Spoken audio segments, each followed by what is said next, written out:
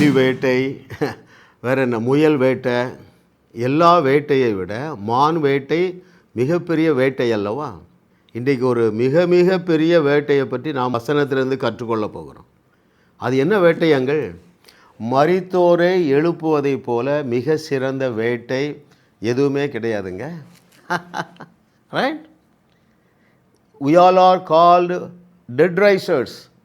வேதம் சொல்லுகிறது, நீங்கள் இயேசு கிறிஸ்து செய்தவைகளையும் செய்வீர்கள், அதைவிட பெரிய அற்புதங்களையும் செய்வீர்கள் என்று இயேசு சொன்னார். சரிங்களா? அப்போது மரித்தோரை எழுப்புவது as easy as healing a knee pain.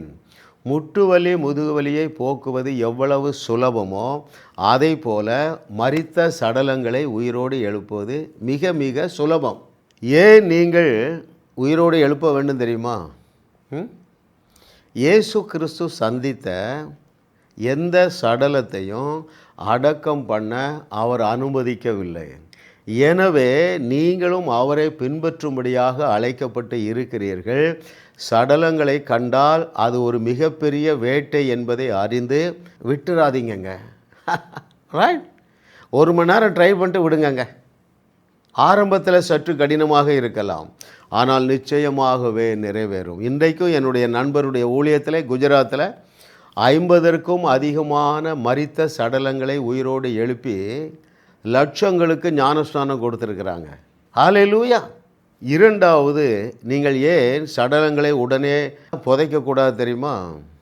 அந்த இடத்துல நீங்கள் செய்ய போகிற அற்புதத்தினாலே தேவனுடைய வார்த்தை உறுதியாகுது பாருங்க. எந்த வார்த்தை? மத்தேயு 10:8, மரித்தோரே உயிரோடு எழுப்புங்கள். ரைட்? வேறு ஏன் நீங்கள் உயிரோடு எழுப்ப வேண்டும் தெரியுமா? அது ஒரு சப்ப மேட்ருங்க. எது? மரித்தோரே உயிரோடு எழுப்புவது சப்ப மேட்ரு. நான் ஆணித்தரமாக சொல்லுவேன். அதை எப்படி தெரியுமா? எல்லாமே பைபிள் தானேங்க.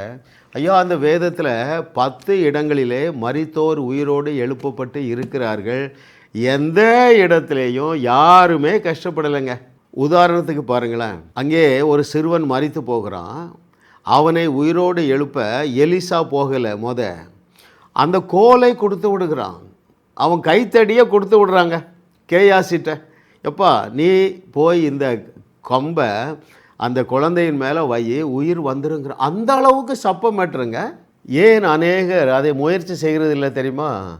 ரொம்ப கஷ்டமான வேலை. 2வது, எனக்கு அந்த அளவுக்கு தகுதி இல்லை. பச்சை போய் அருமையான தேவர்களே, ஆமாம், நீங்கள் என்னைக்கு மறுபடி பிறந்தீர்களோ அன்றைக்கு இயேசுவே உங்களுக்குள்ளே தகுதியாக வாழ்ந்து கொண்டிருக்கிறார். You are fully qualified. Not only that, you are also fully empowered. For what purpose? To perform miracles like Jesus, and also more than that.